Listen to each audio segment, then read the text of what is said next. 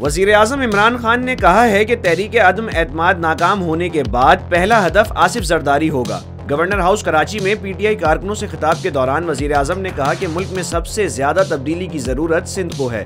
सिंध के लोग जरदारी से आज़ादी चाहते हैं, उनकी आज़ादी का वक्त आ गया है। वज़ीर आज़म ने कहा है कि चोरों के टोले की सियासी मौत आई है कि उन्होंने तहरीक अदम एतमाद जमा करा दी है। वज़ीर आज़म ने कहा कि मैं 25 साल से चोरों के खिलाफ जहाद कर रहा हूँ। मैं इंतजार कर रहा था कि किसी तरह इनकी गर्दन मेरे हाथ में आ जाए। अल्लाह बड़ा मेहरबान है, उसने मेरी दुआ सुन ली। वज़ीर आज़म ने कहा कि अपोजिशन की अदम एतमाद ही नाकाम नहीं होगी, बल्कि मैंने आगे की भी तैयारी की है। अदम एतमाद की तहरीक नाकाम होने के बाद इनको नहीं छोड़ूंगा। मेरे हाथ खुल जाएंगे। मेरा पहला हदफ आसिफ अली जरदारी होगा। वज़ीर आज़म ने कहा कि आसिफ अली जरदारी पुलिस का इस्तेमाल करते हैं, लोगों को मरवाते हैं, हर चीज़ पर कमीशन खाते हैं। आसिफ जरदारी का वक्त आ गया है। वज़ीर आज़म ने आसिफ जरदारी को मुखातिब करते हुए कहा कि खुदा के वास्ते बिलावल को उर्दू तो सिखा दें।